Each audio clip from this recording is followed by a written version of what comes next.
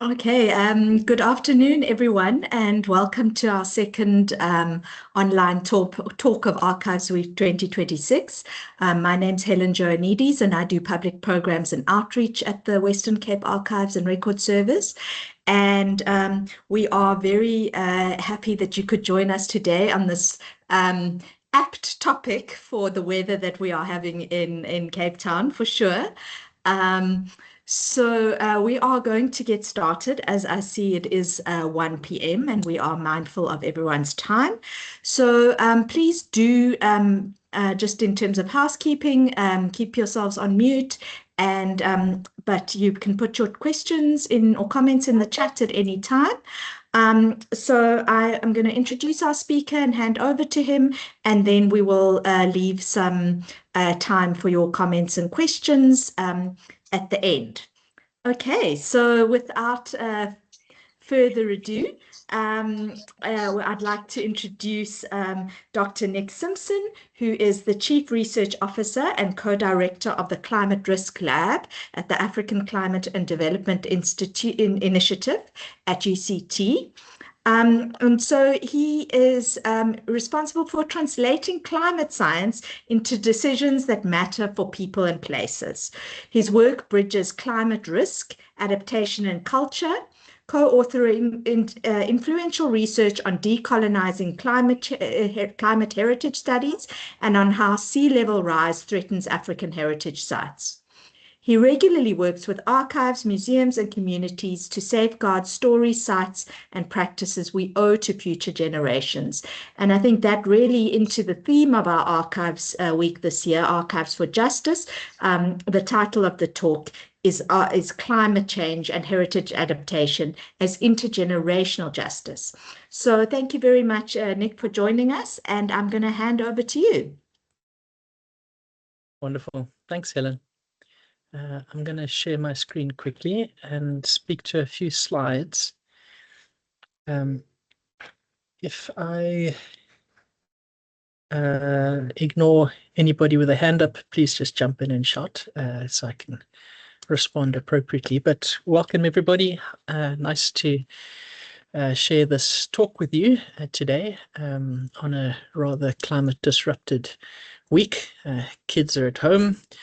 And yeah, schools are closed. Every archive, heritage site, and living tradition is an act of intergenerational promise, a promise that is now being tested by climate change. Today, I'm going to draw on some cutting-edge research we are doing at the Climate Risk Lab to talk to the problem, what is at stake, the opportunity, how heritage can be an active agent in adaptation, and what we can all do, some practical steps for climate smart stewardship. We've shown that, for example, 82% of China's World Heritage properties face severe risk from changes in extreme heat and extreme rainfall events.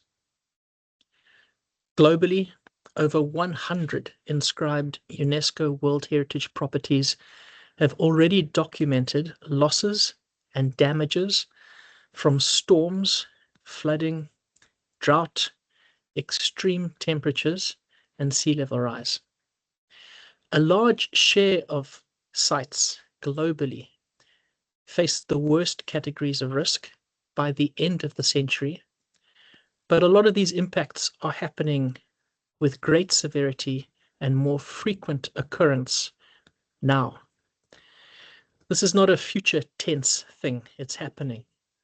But what does this mean for the people, present and future, who depend on these heritage resources and places? Climate change impacts on heritage are not only about material damage, they're also about intangible, non-economic losses and damages.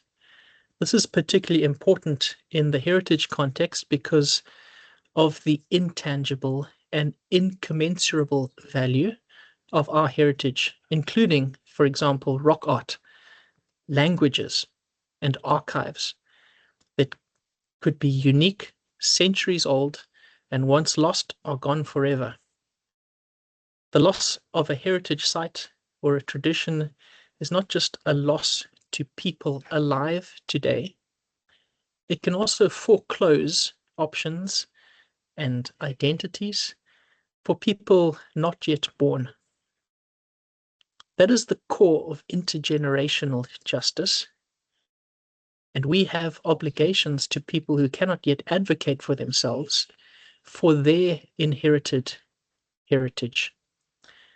Indigenous and Pacific Island communities have articulated this particularly powerfully. Those that face the existential threat of sea level rise for small, low-lying atoll nations. For them, the loss of ancestral land is not an economic loss only. It is the loss of identity, spiritual connection, and worldview. One way to manage these harmful impacts from climate change is to be as proactive and pragmatic as possible. There is a growing and more informed availability of adaptation options for the diversity of heritage types, including museums and archives. But in many cases, we now also need to move away from asking, how do we best preserve this place or thing, to also ask, quite pragmatically, how do we ensure the best future for the people whose lives are entangled with it? This matters enormously for intergenerational justice because it makes communities, including future generations, the subject of adaptation rather than bystanders or receivers of adaptation.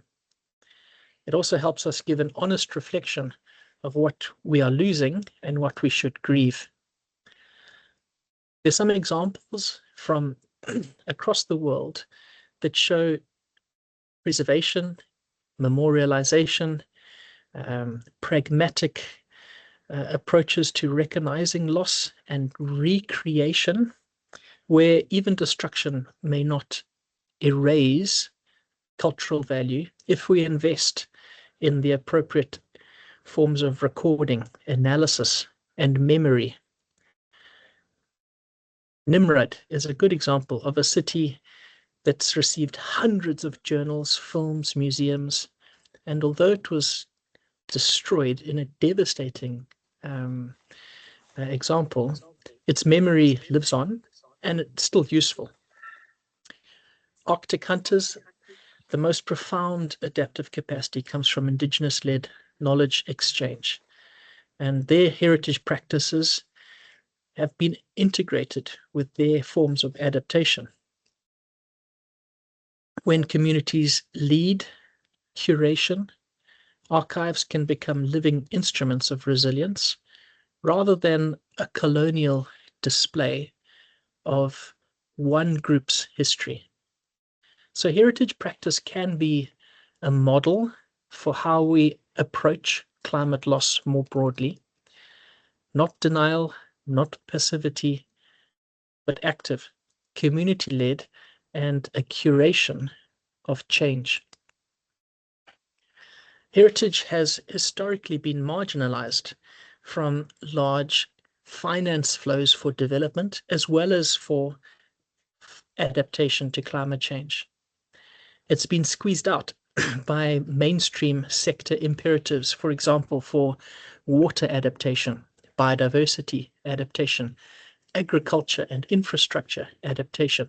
All of those are really important imperatives that we need to safeguard and govern under increasing climate variability and change. But recently, in November 2025, at COP30, there was a genuine watershed that opened a window for heritage where the parties adopted a concrete voluntary indicator base under the Global Goal on Adaptation. And for the first time in the global climate governance history, there is now an explicit anchor for heritage in adaptation monitoring and finance debates. So what does this mean for archives and for stewards? It means national adaptation plans and nationally determined contributions now have a reason to include heritage. That creates opportunities for funding, support, policy leverage, professional recognition of climate stewardship work within the heritage sector, and which can be born out of the expertise that is trained in heritage-specific techniques. As of last year's submission, South Africa, in its latest National Adaptation Plan, listed heritage as one of its key risks and one of its key adaptation themes. This gives substantial legitimacy and momentum for support for heritage adaptation in South Africa, almost unique globally, including the potential for access to climate finance for heritage.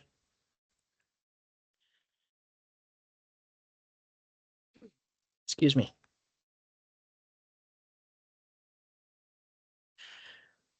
So we've identified three main pillars for heritage adaptation, and they mainly involve around risk-aware stewardship, community custodianship, and climate-smart operations. Under risk-aware stewardship, most heritage managers are still quite reactive. We'll get a notice of a massive storm coming, and maybe just 1 or 2 days in advance have to put a number of things in place to respond to extreme weather events. Responses would often be after a storm, or after a fire, or after a flood. And we need to shift to anticipatory adaptation, where those actions are part of a basic, normal, standard operating procedure that is anticipatory that these kinds of events are going to become more frequent, more intense, and potentially of a larger geographic reach. As a practical entry point for this, the Climate Vulnerability Index has been developed by the Climate Heritage Network, which allows sites to self-assess risk. Even a museum or a heritage collection itself could use that tool without requiring specialist climate science expertise to be able to do a first-level assessment of how vulnerable your heritage is. Vulnerability is a fundamental component of climate change risk. And in our context, sometimes it's the largest determinant of whether risk becomes severe or not. So it's a good entry point. The pillar 2 is recognizing that stewardship is not a technical act, but it's also a political and an ethical one. Who decides what is saved? Who decides what is not saved or let go of? And it's important that a co-custodianship, a co-design that includes local actors, local knowledge in all adaptation decisions for heritage. When local knowledge is excluded, it can lead to maladaptation. And there's evidence of that growing from across the world. Archives and museums can be important centers of climate literacy, and they can set their own standards of operations for climate smart operations. Climate justice requires institutions to reduce their own footprint and ensure their collections survive what's coming. But in the South African context, our biggest imperative, more than reducing our carbon footprint, is to make sure that we're keeping our heritage safe. And that makes adaptation the main priority for heritage in South Africa.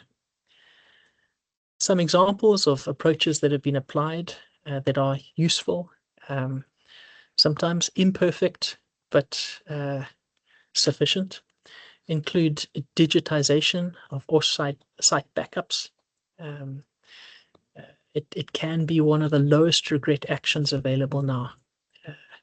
There are many examples of heritage digitization projects from across the world that are aiming to save, digitize, transform, and memorialize important heritage before it's lost.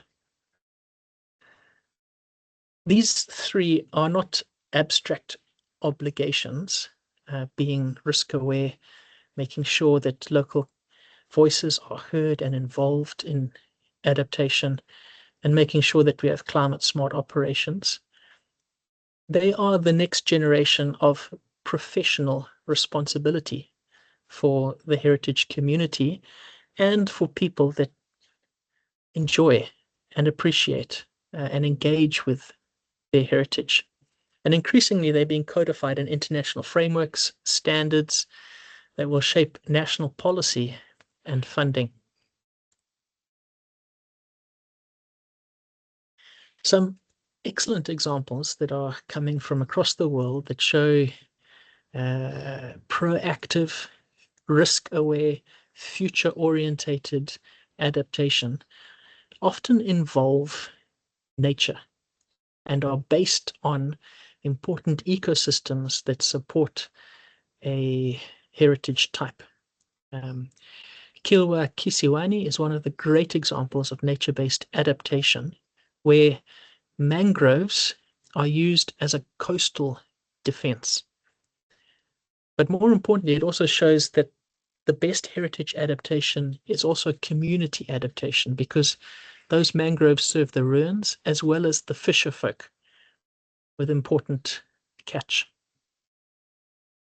Climate finance flows to heritage sites should flow to the communities that steward them. And this is going to be a particularly important challenge going forward, because a lot of support for adaptation across all sectors, not just the heritage sector, are often dispersed at the national level and very rarely get to local level actors. But we know that adaptation is local. All adaptation is implemented by somebody at the street level, keeping something safe. So although currently most adaptation finance bypasses local communities, the next generation of heritage adaptation needs to include them in a more specific way. But we do not need to wait for a national policy or a major funding to begin to adapt heritage for climate change or protect our collections, protect our museums, protect our communities. I'm putting on here a few example actions that are within grasp of any institution, any collection manager, and any community leader. The window for influencing how they are operationalized nationally is open right now. And there are some fantastic networks of support, such as the Heritage Adapts to Climate Alliance. And there's a link on that slide there, which I'm sure I can share for everybody. In essence, the principles of what we can do is assess. So map your site's collection and understand what your 3 most important risks are. Then to plan, add an annex to your next management or collection plan that keeps a record of what actions you could take that are relevant to them. It could be useful to embark on a digitization journey using digital copies and backups of those digital copies, cloud supported to protect any physical collections that might get damaged, for example, by fire or by floods.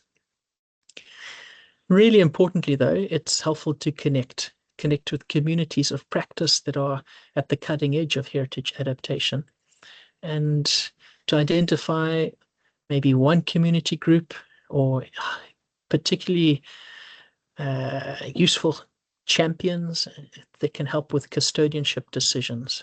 And one way to connect globally is through the Heritage Adapts network, where by 2030 they're hoping to have about, I think, 3,000 heritage sites globally that are taking multiple heritage adaptation actions. It would be fantastic for the Cape Town, the Western Cape, the South African community to plug into that network and really benefit from learning from a lot of actions that are taken elsewhere. Some might be useful, some might not be useful for our context. Every one of these actions is an act of intergenerational justice.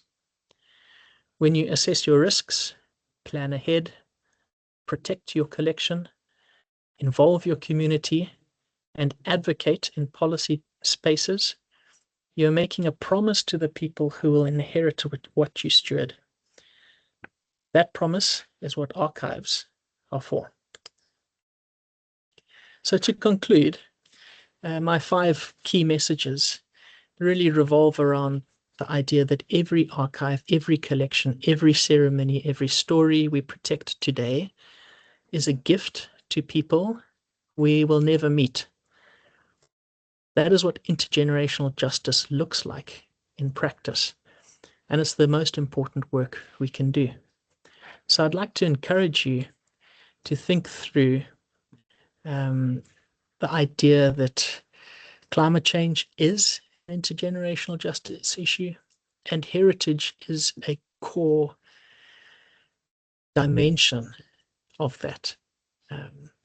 Heritage is both vulnerable, but also very useful and important. It's an enabler of adaptation when we integrate it and use it well, particularly if we're integrating local and indigenous knowledge systems in adaptation. Heritage adaptation needs to be locally led, community-centered, and decolonized. So it needs to reflect our values and our needs and our priorities going forward. We need to have global policy anchors like the Global Goal on Adaptation, which I mentioned. And we need to leverage current progress from South Africa's National Adaptation Plan to access support for heritage adaptation in South Africa. When we're moving forward, we need to be pragmatic and realistic about what we can take with us. We need to be able to deal with grief and loss through curating transformation, recognizing that sometimes preservation is not possible. It's a harsh reality, but it's what we got to grapple with. And what we need to save and take forward, we need to be very anticipatory, very proactive, and very community orientated in how we go about it. So thank you for your attention. I said I'd speak for about 20 minutes. It's been 21 minutes, so I'll stop now and invite any questions or comments. I'd love to hear your perspectives. Thanks. Thank you so much, Nick. I think, you're preaching to the choir when we come to the problems, and then the choir stands up and waves their hands in the air when you talk about finance being accessible for heritage organizations. But the action plan is also one that I think is very doable for a lot of us. So there has been a request for your presentation to be shared. So if you can share that with me afterwards, then I can make it available to whoever would like it. My email is in the chat. If anybody wants the presentation, please do drop me an email afterwards. But any comments or questions I don't see any questions in the chat. Anybody want to raise their hand and ask a question?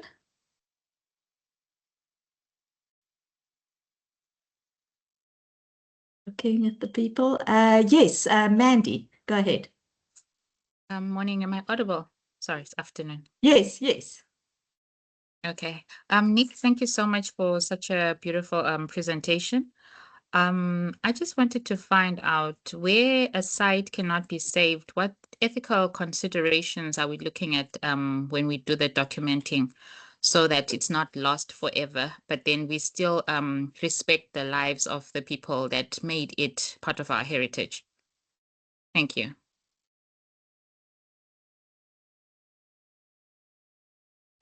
Thanks, Mandy. Yeah, really tough question, but thanks for raising this one. Some of the work that we've been doing recently in Zimbabwe actually involves the rock art of the Matobo Hills.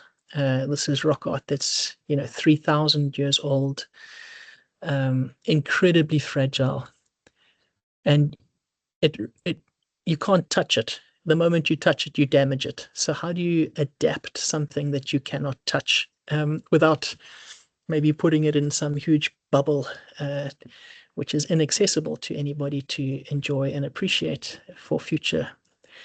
And I think you really get to the nub of there are principles that are fundamental to good heritage practice, like minimal intervention, or preferably no intervention, to maintain the authenticity and the integrity of a heritage object or place. But there also comes a time when if we don't intervene, the loss and the damage might become so severe it's completely lost forever. And I think balancing that is really the professional challenge going forward. I, as a climate risk and adaptation expert, recognize I am not qualified to make that call at all. And I think it really has to come from both heritage practitioners who are prepared to, weigh up the balance of what level of intervention or recording or preservation is necessary and appropriate in a particular context, but also be guided strongly by heritage-dependent communities, those that are living and still need that heritage in place, because its integrity might be fundamental to their livelihood. And I think when it comes to the ethics question, that's more important, because they may choose as a community a particular preservation choice that maybe a heritage expert or myself as a climate adaptation expert might not choose. And one interesting example at the moment, and I don't know if you've seen it in the news, but the island community of Tuvalu, they're a small Pacific atoll community in the middle of the Pacific, thousands of kilometers from anywhere else. Their island, on average, is only 2 meters above sea level. And so you can imagine they face an existential threat from sea level rise. By 2060, their island might be largely underwater, or at least uninhabitable, particularly during the spring or autumn storm surges. And so what do? How do they adapt? Because their whole island, their culture, their language, their territorial waters, their marine rights, both mineral and fishing rights, are attached to their island that they're losing. And so one approach they have proposed as a community, and not everybody in the communities agreed with it, but they voted on it as a nation, to embark on a digital twin of their island for future generations. and they got some significant support and IT digital support through a large UN Security Council resolution that's protected their nationhood. Now that's an extreme example, but it also shows that the preservation choice was made by the people who's most at threat from climate change, and their heritage is what they want to take forward. So by the end of the century, most Tuvalu people will not live in Tuvalu anymore. They'll probably live in Australia, maybe Fiji, maybe New Zealand, but they will still have a digital twin of what Tuvalu looked like in 2026 to share with their great-grandchildren. Wow, that's quite poignant, actually, when you put it like that. It's quite something. Any other questions? Senani, go ahead. Hello, everyone. My name is Zenani Miti. I come from Stellenbosch, so I'm with my colleague Zamile Myataza. And as an NGO, we've started, I guess we fall part of the new groups that want to start working on we've started working on a heritage program for Kayamandi, which is a township in Stellenbosch. Well, it's important for me to note that Kayamandi is the second oldest township in South Africa. So we've got a very rich history, and the few senior citizens that are still alive are willing to help us digitalize the heritage of the actual township. But I mean, with our own building itself, that serves as one of the older bakery stores. So is there a way that us, as now the up-and-coming generation that's starting to try and get assistance to put this thing together, this heritage story together, to get assistance? Because I know it might just be very random, but here in Stellenbosch, we're experiencing bad floods nowadays. There's tree foul, there's all these escalating issues that to do with the weather. So now one also just worries that we might turn this place into a heritage site, but then a few years later there's a flood or tree falls on it. So how do we ready ourselves? Because I mean, it's still early days for us. How do we get ourselves in the right position so that we get all the necessary assistance to be combative towards this climate change issue and all I hope I'm articulating myself correctly. So yeah, that's it. Thanks, Nani. And yeah, really great question. It's those sort of practical street level questions where the rubber hits the road. Hey, and yeah, I think congratulations on the NGO. I think it sounds like a fantastic initiative. My sort of three responses to that is, when it comes to informality, we're faced with a significant challenge of heritage preservation because of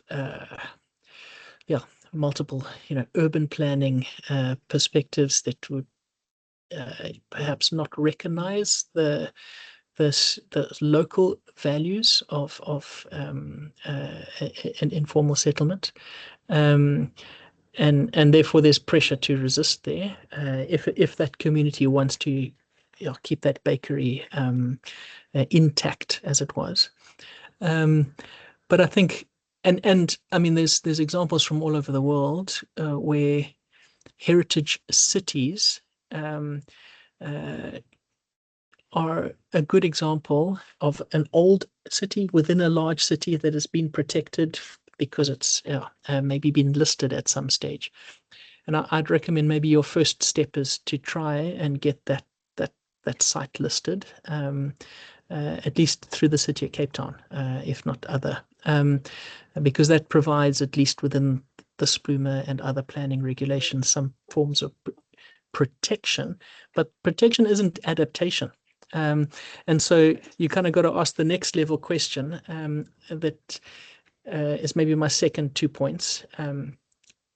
There is bubbling up 2 ideas around heritage adaptation that tries to balance how do we proactively adapt and change for the future, but also how do we let go and release of what we can't take into the future. Yeah.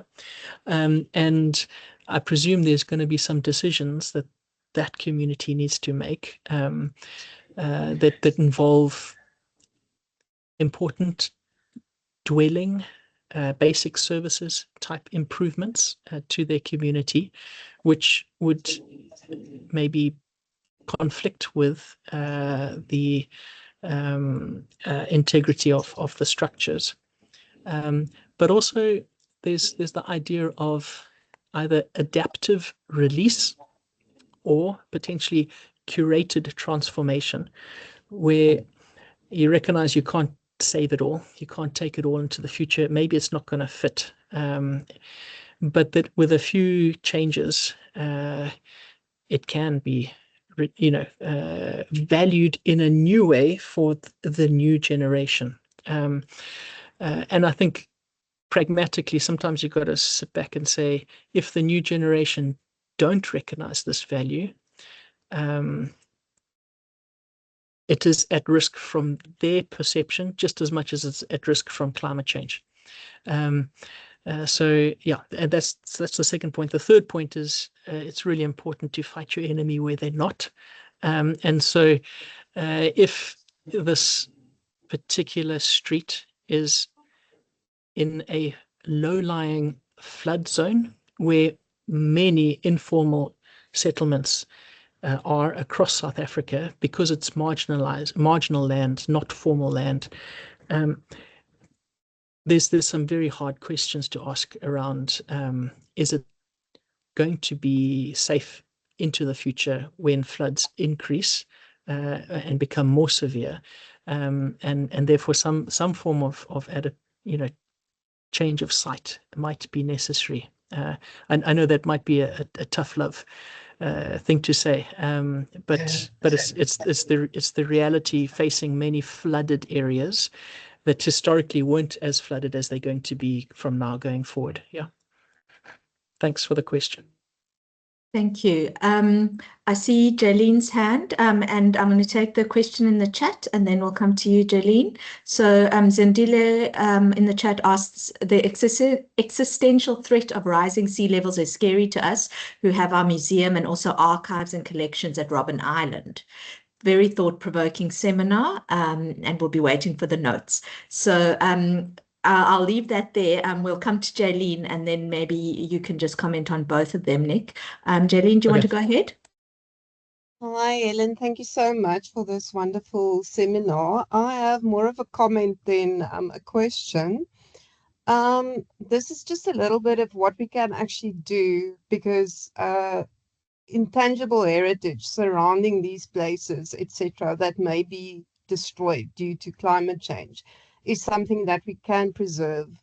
And what I would like to say is, without that, these places basically don't have a lot of meaning. So for everybody who's interested, I'm going to type my email address in the comments section or the chat section, and I'm willing to try and organize some basic training for people who are interested in conducting oral histories about just these things in their own communities. Lovely. Thanks, Jalene. That sounds like a great initiative. Thanks so much, Jalene. I'm just going to jump in there, because just to say that Jalene didn't mention that she's from our Provincial Museum Services. So she comes with expertise. Okay, go ahead, Nick. Sorry. Wonderful. Thanks. So I'll respond to the comment in the chat around sea level rise, Robben Island, and collections there. Yeah, we have actually just done an updated assessment of sea level rise risk for Robben Island, and yeah, I think it is a legitimate risk.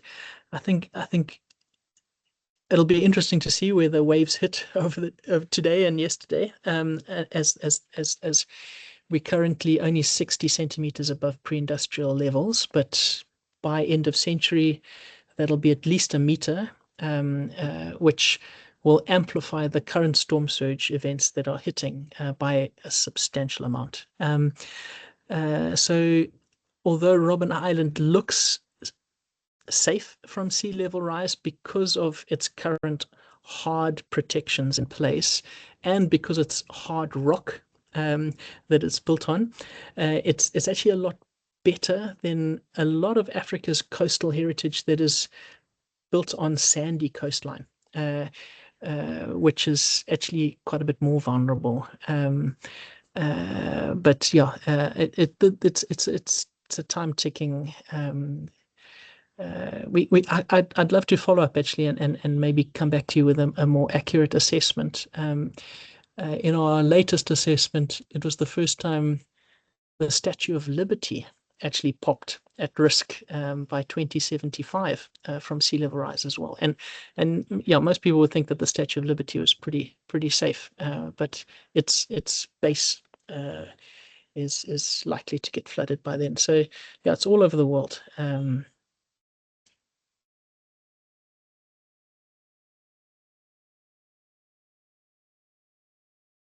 Okay. Any other questions? If I don't see any hands at the moment, I just wanted to jump in, if I may, then, because I think one of your action plans was around digitization and using some of the tech tools to conserve things. But how do you then square that up? Obviously, that does have a lot of impact and democratizes heritage in a lot of ways. But the then climate impact of those digital tools, they also have an effect. So I don't know if you want to just comment on that. Thanks. Yeah, I think it's a legit concern, especially if there's a significant amount of computational storage involved in the creation and preservation of that tool. I wouldn't say it's like something that should scare you away from embarking on that journey. It's minuscule compared to, for example, taking a flight to Johannesburg for a heritage conference. It's substantial, but it's not going to like break the global climate budget. And it's also, in the South African context, very small compared to our energy intensity of our energy grid. And any move towards renewables that are made by local government, provincial government, or national government would be a substantial offset from any digitization project. It wouldn't be all that big here. Thank you. Any other hands? Any other questions? Not seeing anything.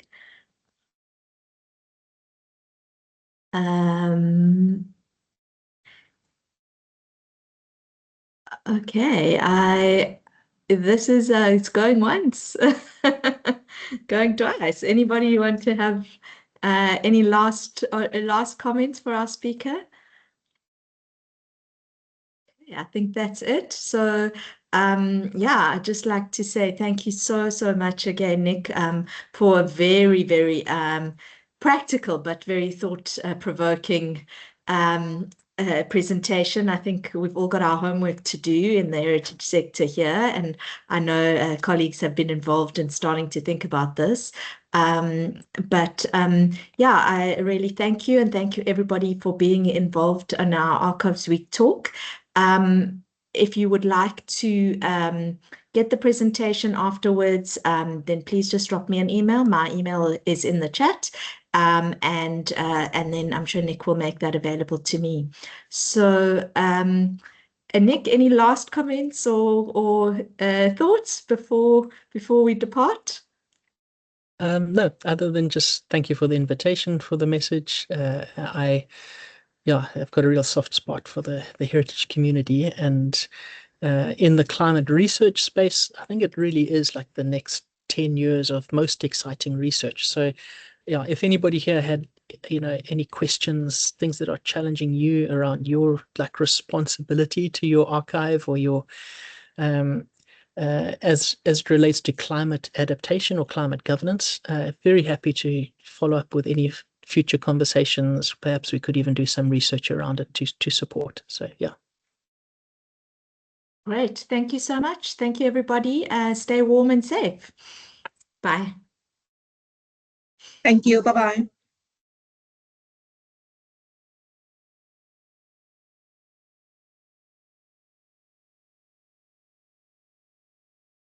Thank you, Helen. Bye. Thank you. Bye.